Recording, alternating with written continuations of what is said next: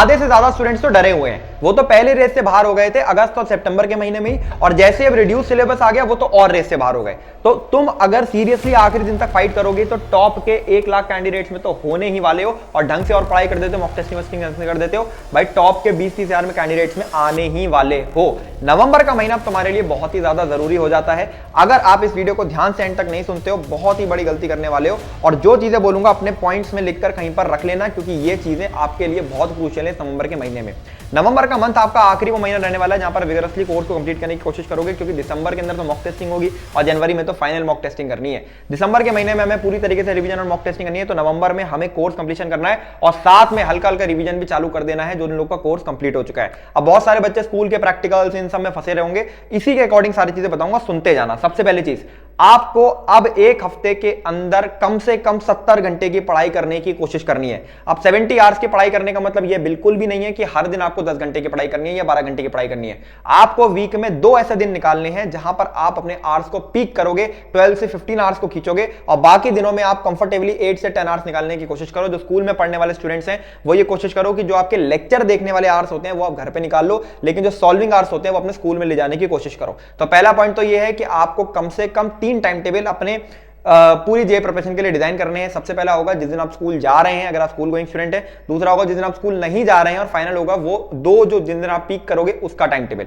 ये time table आपको design करना है, ये एक्टिविटी आज ही कंप्लीट करो और आज ही इसके टाइम टेबल को डिजाइन करके अपना काम को चालू करो। बाकी चैनल को भी सब्सक्राइब कर लो, बेल आइकन को प्रेस कर लो, क्योंकि किसी चीज पर मिलने वाली है और अब ये चैनल आपके लिए बहुत ज्यादा जरूरी हो जाता है। दूसरी चीज, ऑर्गेनिक केमिस्ट्री का वेटेज अब बहुत ज्यादा बढ़ जाने वाला है, क्योंकि इनऑर्गेनिक केमिस्ट्री हो गई है आधे से ज्यादा रिड्यूस। तो ऑब्वियसली ऑर्गेनिक केमिस्ट्री अब पूरी सुपर इंपॉर्टेंट हो जाती है, और फिजिकल केमिस्ट्री के 4 चैप्टर्स, मोल कांसेप्ट, इलेक्ट्रोकेमिस्ट्री, केमिकल काइनेटिक्स और थर्मोडायनामिक्स।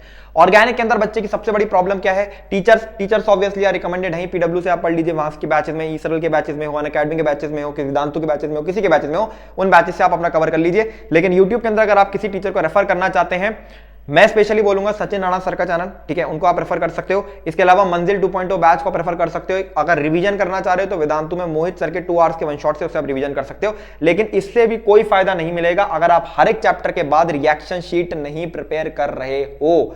हर एक चैप्टर के बाद आपको रिएक्शन शीट प्रिपेयर करनी है, जहां पर सारी रिएक्शन एक जगह नोट डाउन होगी। अब एक बोनस टिप दे रहा हूं हर एक स्टूडेंट को ऑर्गेनिक के लिए, वो ये है कि टीचर की एक्टिंग करना चालू कर दो। जिस तरीके से टीचर हर एक स्टेप को कर रहा है उस तरीके से चालू कर दो। और ऑर्गेनिक के अंदर जितने भी आपको रिएक्टेंट्स होते हैं, प्रोडक्ट्स होते हैं, उनको एक नाम देना स्टार्ट करो। जैसे मान लो ये बेंजीन भाई है, इनका भाई इनकी इनसे रिएक्शन होता है तो ये हो जाता है, ये बेंजीन भाई है और ये है, इनसे तो इनका ये बच्चा हो जाता है। इस तरीके से अपने आप को विजुलाइज कराना स्टार्ट करो, उसमें रिश्ते बनाना स्टार्ट करो, आपको ये चीज बहुत ही बेहतरीन तरीके से याद होगी।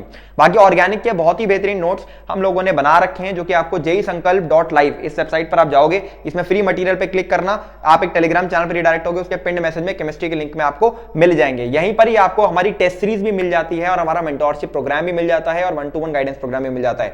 JEESankalp.live का लिंक मैं आपको डिस्क्रिप्शन में दे दूंगा। जिन बच्चों ने गाइडेंस प्रोग्राम तो बात की बात है, जिन बच्चों ने टेस्ट सीरीज को अवेल नहीं करा है, तीसरा पॉइंट यहीं पर ही है, हर एक चैप्टर के बाद जेई संकल्प के चैप्टर वाइज टेस्ट तीनों लेवल्स के जरूर से जरूर कंप्लीट कर लो, क्योंकि ये आपको आपकी प्रिपरेशन का एक्चुअल आईना दिखाएंगे कि आप कहां पर स्टैंड कर रहे हो। रिड्यूस्ड सिलेबस के हिसाब से हम लोगों ने सारा टेस्ट सीरीज ऑलमोस्ट ठीक कर दिया है, 1-2 दिन के अंदर वापस से ठीक हो जाएगा। क्या कहां से अवेल कर सकते हो? JEESankalp.live इस वेबसाइट पर जाओगे, इसके ही टेस्ट सीरीज वाले बटन पे क्लिक कर देना। चौथा पॉइंट जो कि बहुत ही ज्यादा इंपॉर्टेंट है और ज्यादातर बच्चे ये गलती कर रहे हैं, वो ये सोचते हैं कि दिन में पढ़ाई करना ज्यादा बेटर है कि रात में पढ़ाई करना ज्यादा बेटर है। यहां पर मैं आपको ये बोलूंगा कि अगर आप दिन का टाइम टेबल फॉलो कर पा रहे हो तो उससे बढ़िया तो कोई चीज नहीं है, लेकिन अगर आप रात का भी टाइम टेबल फॉलो कर रहे हो तो अपने खाने का टाइम, अपने रात के खाने का टाइम, दिन के खाने का टाइम और अपने सोने का टाइम, ये 3 चीजें फिक्स कर लो।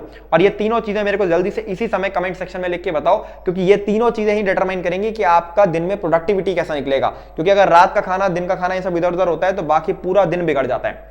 5वां पॉइंट बहुत ज्यादा जरूरी इस समय, हर एक स्टूडेंट को ये एक बहुत ही बोनस टिप भी है। आप फिजिक्स और फिजिकल केमिस्ट्री इनके अगर आपको चैप्टर्स के शॉर्ट नोट्स बनाने हैं, ठीक है, तो शॉर्ट नोट्स बनाने के लिए आप एक काम ये भी कर सकते हो कि अपने लेक्चर के नोट्स को थोड़ा सा प्रिपेयर कर लो, पहले ढंग तरीके से शॉर्ट नोट्स बना लो और उसके बाद उन शॉर्ट नोट्स को इस तरीके से पढ़ लो कि आपको वो शॉर्ट नोट्स किसी को 20 मिनट में समझाने हैं।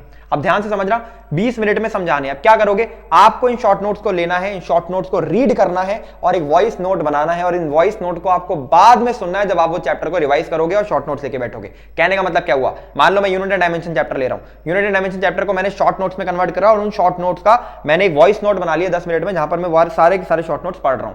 अब आपको कुछ नहीं कर रहा है, रात में सोने से पहले हर एक चैप्टर को बस कान में एक बार लगाकर चुपचाप सुन लेना है। आपको वो पूरा चैप्टर 10 मिनट में रिवाइज हो जाएगा और आपको वो पूरा चैप्टर ध्यान में रह जाएगा। ये चीज आप फिजिक्स के अंदर भी कर सकते हो, फिजिकल केमिस्ट्री में कर सकते हो, इनऑर्गेनिक अब इतनी ज्यादा बची नहीं है, लेकिन सॉल्ट एनालिसिस और पी ब्लॉक के अंदर भी ये चीज आप कर सकते हो। बहुत ही ज्यादा हेल्पफुल होगी आपके लिए। ठीक है, आखिरी चीज, हर एक स्टूडेंट को मैं ये कहना चाहूंगा कि अब आपके पास ये आखिरी महीना है जब आपको अपना सिलेबस कंप्लीशन करना है। ध्यान रखो, अगर आप अपने कोचिंग के लेक्चर से चीजें कंप्लीट कर रहे हो तो वहां से कर लो। अगर आप वन शॉट से कंप्लीट कर रहे हो तो उसके बाद एक सॉल्विंग सेशन जरूर देखना। मैं डिस्क्रिप्शन और पिन कमेंट में पीडीएफ लगा दूंगा जहां पर आपको यह बता दूंगा कि कौन से ऐसे चैप्टर्स हैं जिनको आप वन शॉट से कंप्लीट कर सकते हो। इसके बाद अपने कोचिंग का डीपीपीज और 2019 से 22 तक के सारे प्रीवियस ईयर क्वेश्चंस को आप लगा सकते हो। वो चैप्टर को यहां से कंप्लीट करो और अपना 100% अब इस समय तुम्हें देना है, क्योंकि अब ये आखिरी का महीना है। आखिरी चीज एक बड़े भाई की तरह आपको बता देता हूं, अब आपके पास नवंबर के मंथ में अगर आपने अच्छे से एस कर लिया और आपने जो पैनिक हो रखे हैं बच्चे, इन सब चीजों को ध्यान में ना रखते हुए जो सिलेबस रिड्यूस हुआ है उसके अकॉर्डिंग हमने पढ़ाई चालू कर दी। यहां पर सिलेबस रिडक्शन में भी मैं एक चीज बोलूंगा, जो टॉपिक्स रिड्यूस हुए हैं एक चैप्टर के अंदर, उन टॉपिक्स को मत सोचो कि वो रिड्यूस हुए हैं, उनको पढ़ ही लो, लेकिन जो चैप्टर पूरा रिड्यूस हो गया है उसको चाहे स्किप कर दो। ठीक है, क्योंकि जो टॉपिक्स हैं वो कहीं ना कहीं इंटरवीन होकर आ ही जाएंगे। जैसे प्रॉपर्टीज और डिटरमिनेंट यूज होना ही होना है भाई, उसका कहीं ना कहीं प्लेन्स है, कहीं ना कहीं वो पूछ ही लेंगे। तो ये है कि इन टॉपिक्स को तो आप पढ़ ही लो, लेकिन जो चैप्टर पूरा रिड्यूस हो गया उनको आप स्किप कर सकते हो। जो बच्चा इस समय आखिरी के समय में ढंग से पढ़ाई करके अपनी प्रिपरेशन को एस कर लेगा विदाउट पैनिक, वो व्यक्ति बहुत ही बेहतरीन परसेंटाइल निकालने वाला है।